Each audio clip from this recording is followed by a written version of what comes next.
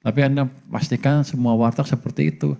Tapi kalau kita jalan ke kampung-kampung semuanya rame loh. Kemarin saya makan cabai hijau masih rame. Ayam cabai hijau loh. Itu jadi hati-hati menerjemahkan data.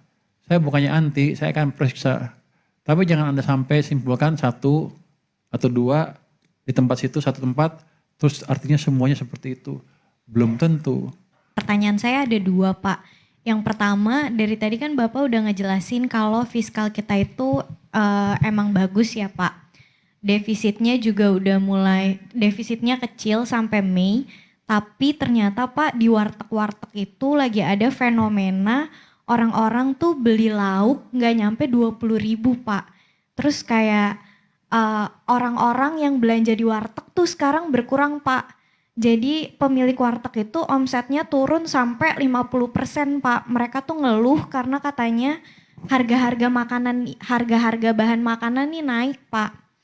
Nah jadi kan ternyata pelemahan rupiah itu juga berpengaruh ke daya beli yang ada di kelas bawah itu ya Pak, yang warteg itu. Nah gimana Bapak bisa menjelaskan tentang kondisi fiskal ini yang bagus kok fiskalnya, tapi ternyata masyarakat tuh masih ngerasain dampak dari pelemahan rupiah ini Pak. Jadi mereka tuh beli warteg tuh sekarang nggak ada yang mesen pakai tongseng, pakai apa itu nggak ada Pak. Mereka datang pesennya saya mau pesen paket hemat 18.000 gitu Pak. Paling mahal tuh 20.000 kalau kata orang-orang warteg. Mungkin bisa dijelasin Pak dengan bahasa yang mudah diterima oleh masyarakat. Gini, hal itu mungkin terjadi, cuman sampel Anda berapa warteg? Itu kan bisa gitu, kan saya bisa cari warteg yang sini memang jelek, mungkin 5 warteg. Tapi mungkin aja dia kalah bersaing, sana lebih bagus, pindah ke sana. Itu yang kita mesti hati-hati. Saya sih akan investigasi betul nggak seperti itu. Saya baru dengar sekarang tuh. Mungkin warteg tempat Anda aja kali. Mungkin Anda yang berespasnya 20.000. Enggak Pak, kalau dari asosiasi warteg juga mereka bilang kalau misalkan omsetnya tuh turun kalau dari asosiasi Pak. Nanti saya cek lagi, tapi mesti hati-hati ya. Kalau asosiasi kan namanya juga pedagang, ingin sesuatu, kita mesti hati-hati. Tapi kalau data yang lain kan kelihatan yang agregat itu tumbuhnya kencang semua. Belanja juga semuanya kencang, yang retail index kan betul-betul, yang mandiri itu kan orang belanja betulan kan. Tapi ini akan saya investigasi, kalau emang ini saya akan tambah lagi stimulus ke perekonomian. Yang jelas awal bulannya ada gaji bulan ke-13 itu berapa? 35 triliun ya Pak? 40, 43, 40 Yang udah cair 30 Pak. yang udah cair 30, yang akan masuk 40. Itu akan memberi daya beli tambahan ke mereka, harusnya wartegnya ke depan nggak itu lagi ya. Tapi Anda pastikan semua warteg seperti itu. Tapi kalau kita jalan ke kampung-kampung semuanya rame loh. Kemarin saya makan cabai hijau masih rame. Ayam cabai hijau loh. Itu jadi hati-hati menerjemahkan data. Saya bukannya anti, saya akan periksa. Tapi jangan Anda sampai simpulkan satu atau dua di tempat situ, satu tempat, terus artinya semuanya seperti itu. Belum tentu. Saya pernah dikritik sama profesor saya ketika melakukan hal seperti itu.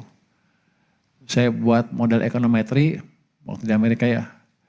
Terus saya run, terus hasilnya ini dipengaruhi oleh A, B, C, D. Jadi ini pasti betul Pak. Dia bilang, kamu melakukan fishing expedition. Maksudnya apa? Kamu bawa kapal ke satu tempat, kamu lempar jaring, terus di situ dapat ikan kan? Ada ikan A, B, C, D. Kamu simpulkan ikan di laut adalah A, B, C, D. Padahal laut kan luas. Itu yang harus kita cegah. Makanya saya hati-hati menerjemahkan data.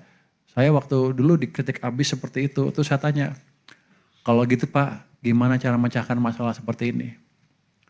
Kamu harus buat model matematiknya, baru bisa pecah. Baru bisa bertanggung jawab datanya. Jadi itu. Jadi pelajarannya adalah hati-hati melihat data. Satu tempat belum tentu menggambarkan semuanya. Makanya kita punya BPS, Badan Pusat Statistik, untuk menangkap data-data seperti itu sehingga melihat pertumbuhan ekonomi secara agregat atau secara lebih akurat. Kalau enggak, ngapain saya ngeluar berapa setiap tahun? 7 triliun lebih ya? Ya, untuk survei hama itu aja kita keluarin 7 triliun kemarin. Untuk sensus sama melengkapi data data sen. Kita keluarin 7 triliun. Kalau kalah dengan survei satu tempat aja ngapain kita bikin ngeluarin uang segitu banyak. Justru kita akan nangkap seperti apa sih keadaan di ekonomi. Nanti kalau Anda di warteg ya saya coba datang nanti makan di warteg. Lo makan di warteg mana?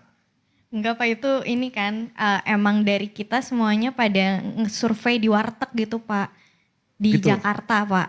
Bilang gitu katanya. Kita ngecek-ngecek dan emang kayak orang-orang tuh sekarang belinya tuh paket, mau paket yang 17.000, 18.000 gitu Pak. Emang warteg langsung. Kamu tahu apa? Exchange rate pass through. Itu nggak semua ekonom percaya. Oh, kalau harga tinggi langsung naikin ke sini. Ada delay atau nggak ada. Jadi itu nggak mesti kita hati-hati. Mungkin dia, mungkin enggak. Tapi saya bukan menegate itu ya, menafikan itu. Kita akan pelajari. Terima kasih masukannya. Pak, Lanjut ya. mau tanya yang Tiffany Co Pak.